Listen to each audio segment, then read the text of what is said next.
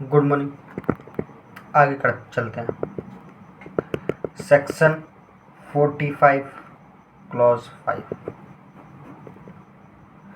कहता है compulsory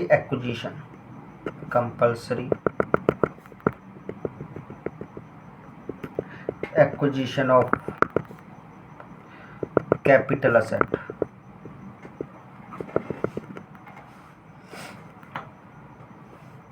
by government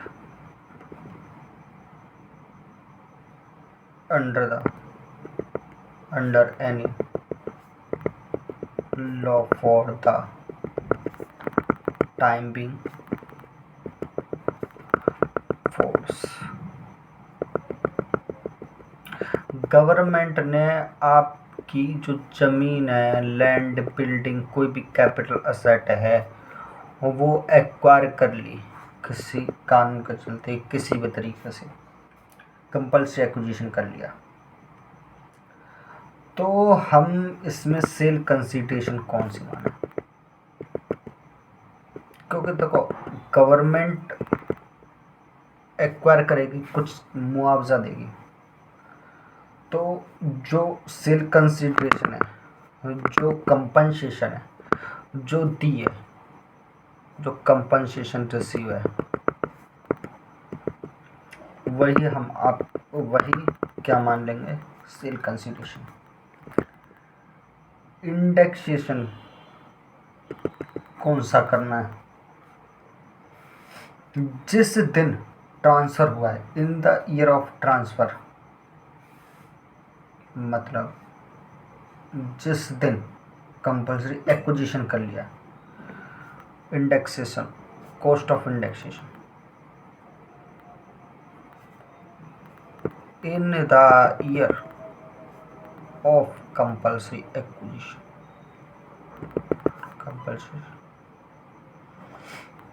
acquire, जिस दिन कंपल्सरी एक्वायर कर लिया है उस दिन का हम इंडेक्सेशन ले लेंगे। मतलब कैसा? कॉस्ट ऑफ एक्विजिशन निकालते हैं, CII, ईयर ऑफ ट्रांसफ़र। तो जिस दिन ईयर ऑफ ट्रांसफ़र, ये वाला जिस दिन कंपल्सरी एक्वाजिशन किया ना उस दिन का, और CII ईयर ऑफ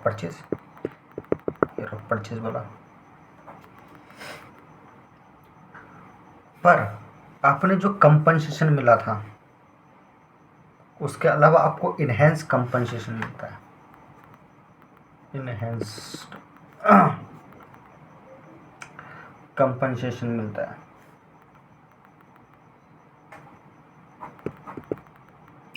तो इस केस में आपको जो सेल कंसीडरेशन है वही जो कंपनसेशन रिसीव हो गया।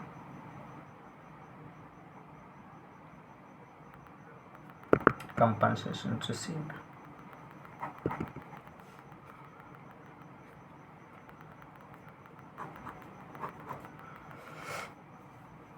तो इसके लिए कॉस्ट क्या माने भाई? इसके लिए कॉस्ट का कोई इंडेक्सेशन, कोई कॉस्ट मिलेगी नहीं, क्योंकि जो इनहेंस कंपनसेशन मिला है वो इसी का ही तो मिला था। एक बार कॉस्ट माइनस करने तो दी, बार बार कॉस्ट का बेनिफिट नहीं मिलेगा। ठीक है, कोई भी एक्सपेंसेस अगर आपने किए इनहेंस कंपनसेशन के लिए तो वो डिडक्ट करने दिए जाएंगे।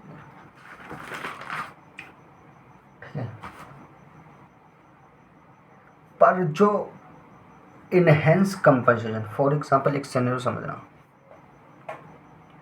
गवर्नमेंट 2004-05 को कंपल्सरी एक्विजिशन कर लिया,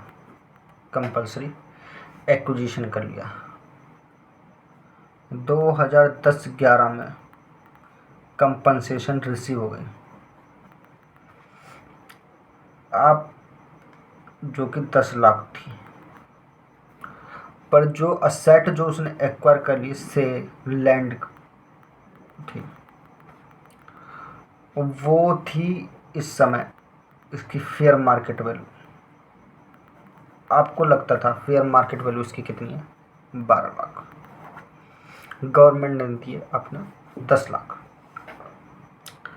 2013-14 में आपने कंपनसेशन रिसीव थी आपको 10 लाख, पर आपको लगता था उसकी फेयर मार्केट वैल्यू तो 12 लाख होनी चाहिए। आपने कोर्ट में केस फाइल कर दिया, कोर्ट का ऑर्डर आया गवर्नमेंट को, भाई 2 लाख रुपए और दे देना है। गवर्नमेंट तो इनहेंस कंपनसेशन के नाम से 2013-14 में उसने क्या किया, 2 लाख रुपए और दे दिए। कोर्ट का ऑर्डर आया कि जो 10-11 से लेके 13-14 3 साल का आपको इंटरेस्ट भी देना पड़ेगा। किस पर? जो इनहेंस कंपनसेशन है, क्योंकि जो इनहेंस कंपनसेशन आपको कब मिल जानी चाहिए थी? 10-11 को, क्योंकि 12 लाख रुपए की प्रॉपर्टी थी, 10-11 में ही मिल जानी चाहिए थी। आपको 3 साल का क्या देना चाहिए, क्या पड़ेगा? गवर्नमेंट को इंटरेस्ट देना पड़ेगा। जो इंटरेस्ट मिलेगा, जो इंटरेस्ट ऑन इनहेंस्ड कंपनसेशन, वो आपको टैक्सेबल होगा under the head other sources, under the head other sources after flat 50% deduction, after 50% flat deduction, flat 50% deduction. मतलब सपोज 2 लाख रुपए का 2 लाख का इनहेंस कंपनसेशन का इंटरेस्ट मिला, उसमें से आपको 50% डिडक्ट करने दिया है 1 लाख, मतलब 1 lakh is taxable other sources में, ठीक है।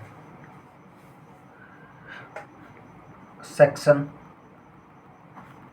45(5)(a) कहता है joint development agreement. Joint development agreement मतलब कहता है जॉइंट डेवलपमेंट एग्रीमेंट होता क्या है? देखो, ये कौन है? बिल्डर है, बी कौन है? एक कॉमन मैन, आम आदमी है। इसके पास क्या है? लैंड है, बहुत सारी, इसके पास बहुत सारी लैंड है। बिल्डर क्या करता है? बी के पास जाता है, वो कहता है भाई बी, तेरे पास लैंड है, मेरे पास पैसा है, तेरे पास लैंड है, मेरे पास पैसा है, मैं तेरी लैंड पे एक बिल्डिंग बनाऊंगा, मैं एक फ्लोर बनाऊंगा, ठीक है, जिसमें 200 रूम्स होंगे, 200 रूम्स होंगे। लैंड तेरी, पैसा मेरा, 200 रूम बनाएंगे, 100 तेरे 100 मेरे, ठीक। तो ये एग्रीमेंट करते हैं, बी बोलते हैं ओके। तो उसमें क्या होगा बी के लिए, क्योंकि सेल तो करी, अग्रीमेंट हुआ, तो एसडीबी सेल कंसीडरेशन क्या माना है? Sale consideration SDB at the time of completion certificate receive,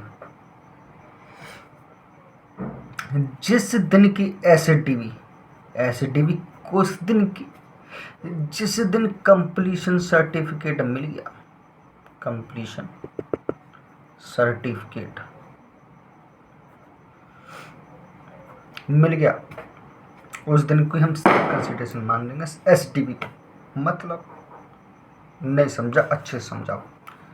builder गया था बी के पास, मतलब ए गया था बी के पास जो कि बिल्डर है, कॉमन मैन के पास गया था लैंड लेने, खरीदने नहीं, एग्रीमेंट करने कि भाई लैंड तेरी, पैसा मेरा, हम इस पे मतलब फ्लोर्स बनाएंगे, 20 रूम, 200 रूम होंगे उसमें, 100 तेरे 100 मेरे। जिस दिन ये बिल्डर इस पे 200 रूम बना देगा, और आर्किटेक्चर से क्या कंप्लीशन सर्टिफिकेट मिल जाएगा। उस दिन के एसडीवी लेंगे, मतलब 2021-22 में उसने आर्किटेक्चर ने कंप्लीशन सर्टिफिकेट दे दिया, तो इस दिन जो एसडीवी होगी स्टैम्प ड्यूटी वैल्यू, उस दिन की हम सेल्फ कंसिडरेशन मान लेंगे। तो इसके लिए कोस्ट क्या मानेंगे? Till the asset is hand over, till the asset is hand over, मतलब जिस दिन बी ने ए को असेट दे दी, मतलब 2017-18 में बी ने ए को असेट दे दी, जिस दिन जिस समय दे दी उस समय उसकी क्या वैल्यू थी, उस दिन की असेट जिस दिन हैंड ओवर कर दी उस दिन उसकी क्या वैल्यू थी, उसको हम क्या मान लेंगे? Cost. Asset, date of asset is hand over, asset is hand over. पर ये कंसेप्ट अप्लाई नहीं होगा, कब नहीं होगा? This concept are not applicable where the assessee contract with other person to sell such asset before completion certificate. ये completion certificate नहीं मिला, बी ने रूम बेच दिए, ए ने रूम बेच दिया, तो ये कंसेप्ट अप्लाई नहीं होगा। फिर नॉर्मली तरीके से हम कैपिटल गेन कैलकुलेट करेंगे।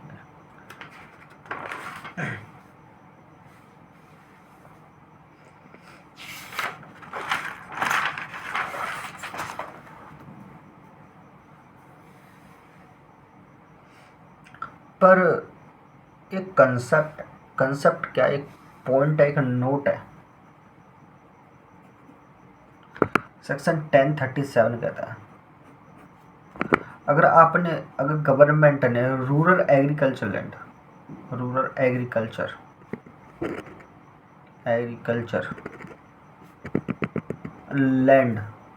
को कंपल्सरी एक्विजिशन किया है ना,